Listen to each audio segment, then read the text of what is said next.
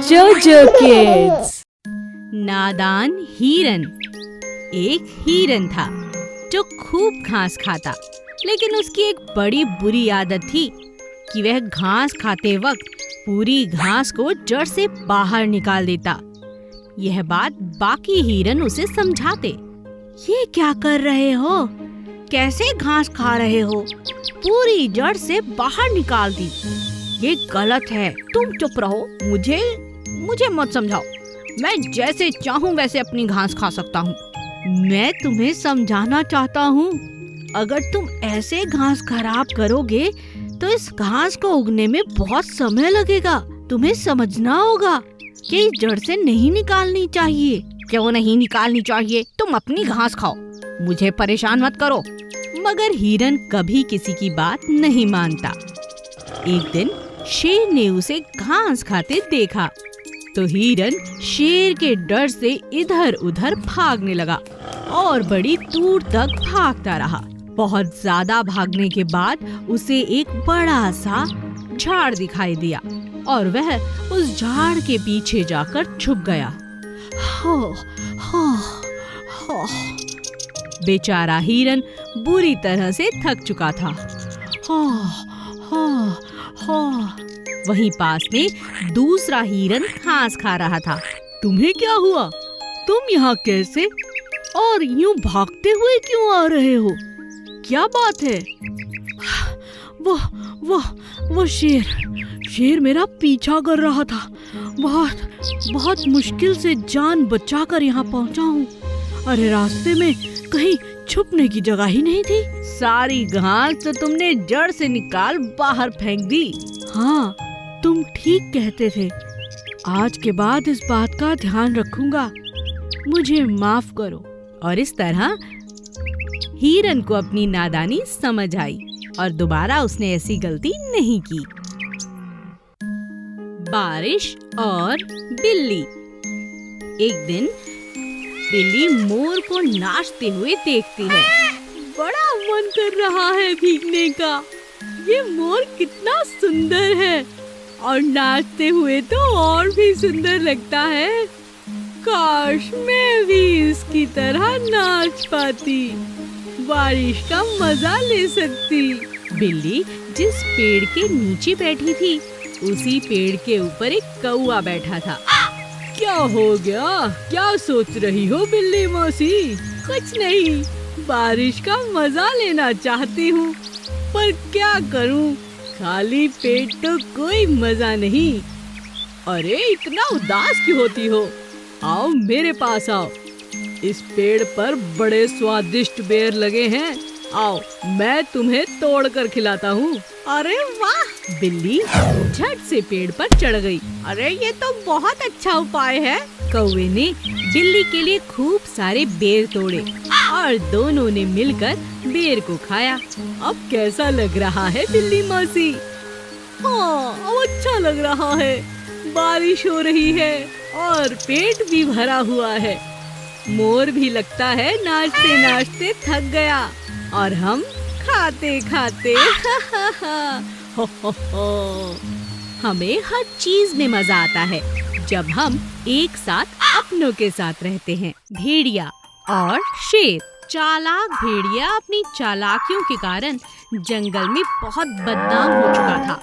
कोई भी जानवर भेड़िए से बात नहीं करना चाहता था। वो देखो चालाक भेड़िया, चलो यहाँ से। हाँ, चलो यहाँ से। क्या हो गया है सबको? कोई भी मुझसे बात नहीं करना चाहता। इस तरह तो मैं बहुत अकेला पड़ गया हूँ। कुछ भी अच्छा नहीं लग रहा। उदास भेड़िया अपने आप से बातें करता हुआ जा रहा था कि सामने से उसे शेर आता दिखा। क्या हुआ? किससे बातें कर रहे हो? देखते नहीं सामने कौन खड़ा है? राजा जी, आप मुझे माफ करें। मैं कुछ परेशान हूँ, इसीलिए सामने से आप आ रहे हैं, मगर मैंने ध्यान नहीं दिया। परेशान? क्या हुआ? क्या बात है? शेर राजा, हुआ क्या है ये तो मुझे भी नहीं पता। जहाँ भी जाता हूँ मुझे देखकर सभी दोस्त और जंगल के जानवर मुझसे बिना बात किए यहाँ वहाँ चले जाते हैं, मुझे अनदेखा करते हैं। मुझे कुछ अच्छा नहीं लग रहा। मैं बहुत अकेला पड़ गया हूँ। सोचता हूँ ये जंगल ही छोड़ दूँ, किसी और जंगल में जाकर रहूँ। यहाँ मेरा कोई नहीं है। ऐसा कैसे हो सकता है? चलो मेरे साथ, मैं देखता हूँ। तुम आगे आगे चलो, मैं पीछे आता हूँ। भेड़िए को देखते ही जानवर वहाँ से जाने लगे। तभी शेर वहाँ आ गया और बोला, रुको, क्या बात है? तुम सब भेड़ियों को अनदेखा क्यों कर रहे हो? राजा जी, हम सभी जानवर भेड़िए की चालाकी से बहुत परेशान हो चुके हैं। इसीलिए हमने फैसला किया है कि कोई भी जानवर अब भेड़िए से बात नहीं करेगा। भेड़िया अपनी मीठी मीठी बातों में फंसाकर ही सबका शिकार करता है, धोखे से। ओह, तो ये बात है। अब तुम बताओ भेड़िए, तुम्हें कुछ कहना है? मैं समझ चुका हूँ अपनी गलती और मानता भी हूँ। मुझे आप सब माफ कर दीजिए और सुधरने का एक मौका दीजिए।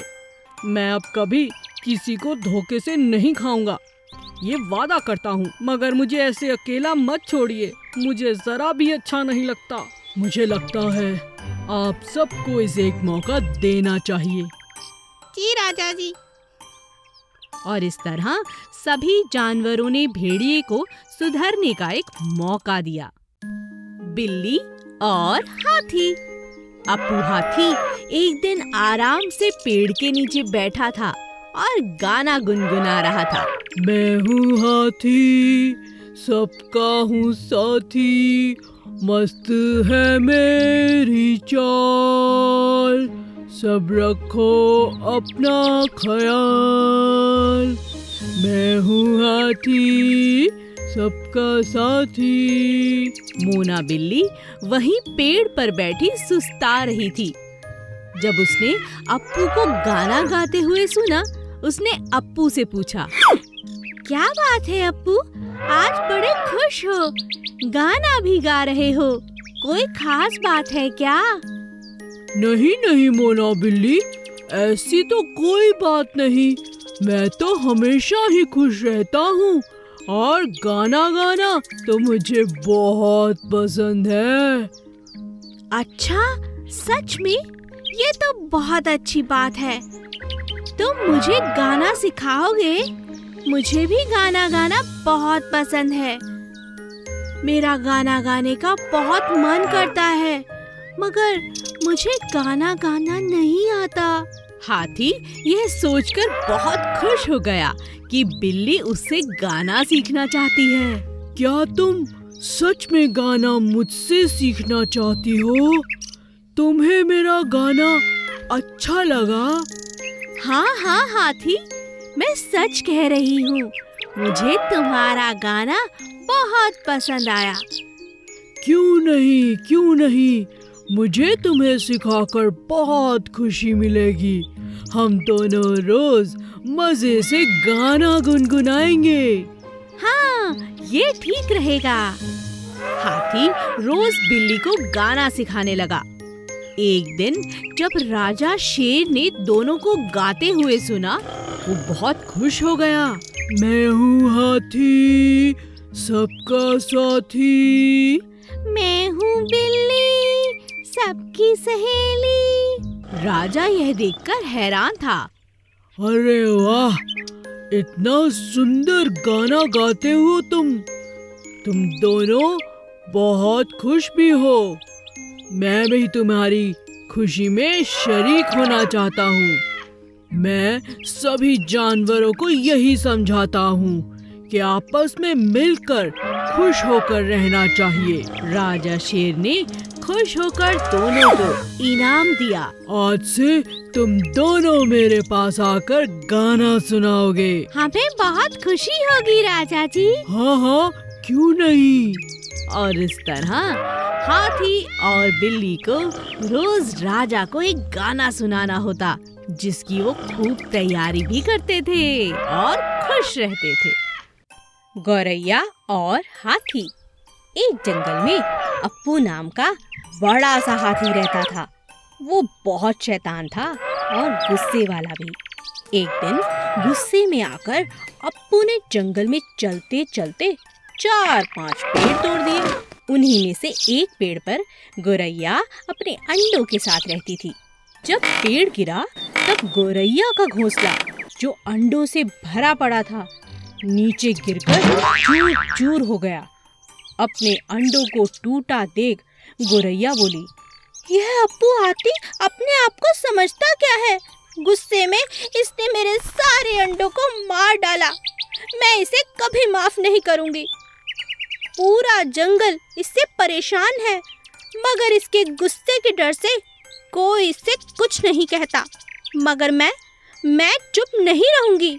मैं अपना बदला लूंगी और इसे सबक भी सिखाऊंगी। गोरैया रोती रोती अपनी दोस्त मधुमक्खी, मेंढक और कठफोड़ा के पास गई।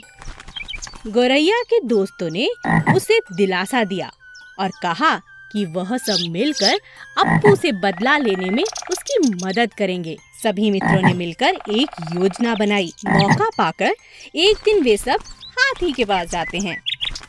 हाथी को सोता देख मधुमक्खी अपनी मीठी आवाज से हाथी के कान के पास गाना गुनगुनाने लगती है। हाथी को संगीत सुनकर मजा आने लगता है। तभी कठफोड़ा आकर हाथी की आंखों को फोड़ डालता है।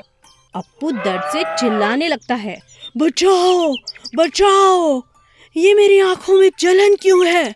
किसने मेरी आंखें फोड़ी? बचाओ बचाओ। अप्पू पानी की तलाश करता है। तब मेंढक और उसके साथी एक दलदल के पास डराने लगते हैं। हाथी समझता है कि वहाँ पानी है और उस दिशा पर चलने लगता है। दलदल में डूबकर वह मर जाता है और गोरैया अपना बदला लेने में सफल हो जाती है। रानी मधुमक्खी। नंदू अमरूद बेचने वाला पूरे गांव में अपने मीठे मीठे अमरूदों के कारण बहुत मशहूर था। उसके सारे अमरूद तुरंत ही बिक जाया करते थे। नंदू के पास अमरूद का एक बहुत बड़ा पेड़ था। उसी पेड़ पर मधुमक्खियों का एक बड़ा सा छत्ता भी था। कैसी हो मधुमक्खी रानी? मैं ठीक हूँ, तुम कैसे हो? बताओ, आज बाजार में तुम्हारा दिन कैसा रहा? बहुत अच्छा। तुम तो जानती हो मेरे अमरूद खाने के लिए लोग कितनी दूर दूर से आते हैं। मेरे सारे अमरूद बिक गए और यह सब तुम्हारी वजह से है, क्योंकि तुम्हारे डर से मेरे पेड़ पर कोई पक्षी आने की हिम्मत भी नहीं करता। ऐसा नहीं है, तुम भी हमें कुछ नहीं कहते। हम तुम्हारे पेड़ पर रहते हैं। तुम्हारा बहुत बहुत शुक्रिया। अगले ही दिन अमरूद तोड़ते समय नंदू की नजर मधुमक्खियों के छत्ते पर गई। अरे, ना बड़ा हो चुका है इनका छत्ता। इसमें तो बहुत शहद होगा। अगर इसे बाजार में बेचा जाए अच्छे पैसे मिल सकते हैं। नंदू के मन में लालच आ चुका था। अच्छा, कुछ करना होगा। आज रात को जब मधुमक्खियाँ सो रही होंगी तो इन्हें भगाकर पूरा शहद निकाल लूंगा। बेचारी मधुमक्खियाँ इस बात से अनजान थीं। रात के समय नंदू जब हाथ में मशाल लिए पेड़ की तरफ बढ़ा, तभी अचानक रानी मधुमक्खी की आँख खुल गई। अच्छा, तो ये बात है, इसे अभी मजा चखाती हूँ। और रानी मधुमक्खी बिना डरे तुरंत बाकी मधुमक्खियों को उठाने लगी। चलो, इसे मजा चखाते हैं। सारी की सारी मधुमक्खियाँ नंदू के पेड़ के पास पहुँचते ही उस पर हमला कर देती हैं। नंदू दर्द से चिल्लाने लगता है, अरे बचाओ, अरे बचाओ, अरे मैं तो यूं ही आ रहा था पेड़ के पास, मुझे छोड़ दो, अरे रानी मक्खी मुझे छोड़ दो। लालच बुरी बला है। एक दिन कालू कौवा बहुत बीमार हो गया। उसे बहुत जोर जोर से पेट में दर्द होने लगा। अरे, ये मेरे पेट में इतना दर्द क्यों हो रहा है? बहुत दर्द हो रहा है, मुझे दवाई ले लेनी चाहिए। वैद्य जी के पास जाना होगा। जैसे तैसे बेचारा कालू वैद्य जी के पास पहुंचा। वैद्य वैद्य जी दरवाजा खोलिए, मैं हूँ कालू। कालू, क्या हुआ? आज यहाँ कैसे? क्या बताऊं वैद्य जी, आज सुबह से मेरे पेट में बहुत दर्द है। आपकी कोई दवाई शायद काम करे, आप कोई दवाई दे दीजिए। वैद्य जी ने बड़े ध्यान से कालू की जांच की। अरे कालू, तुम्हारा पेट तो बिल्कुल ठीक है। जरूर तुमने कल बहुत ज्यादा भोजन किया होगा। आप ठीक कहते हैं वैद्य जी। कल मैं एक शादी में गया था, वहाँ इतने सारे पकवान देखे कि मुझसे रहा नहीं गया। मैं सब कुछ खा गया। तुम खाने में इतने मग्न हो गए कालू कि भूल गए कि तुम्हारा ये छोटा सा पेट उसे पचा भी पाएगा या नहीं। कोई बात नहीं, मैं तुम्हें दवाई दे देता हूँ, इसे खा लो, तुम्हें आराम मिलेगा। मगर याद रखना, हमेशा अपने पेट के मुताबिक और भूख के मुताबिक ही खाना चाहिए। ज्यादा खाने से पेट में दर्द हो जाता है। जी वैद्य जी, बहुत बहुत शुक्रिया, आपकी बात में हमेशा ध्यान रखूंगा। कालू कौवे को खाने का बहुत शौक था। जैसे ही वह वैद्य जी के घर से बाहर निकला, उसे रास्ते में एक बड़ा सा अमरूद का पेड़ दिखा। अरे, इतने मीठे और बड़े बड़े अमरूद, ये तो बहुत स्वादिष्ट होंगे।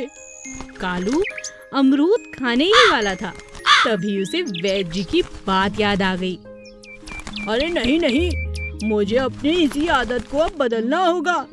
जितनी जरूरत है उतना ही खाऊंगा, नहीं तो पेट में दर्द हो जाएगा। कालू अब समझ गया था कि उसे अपनी क्षमता के हिसाब से ही खाना खाना चाहिए। Please subscribe.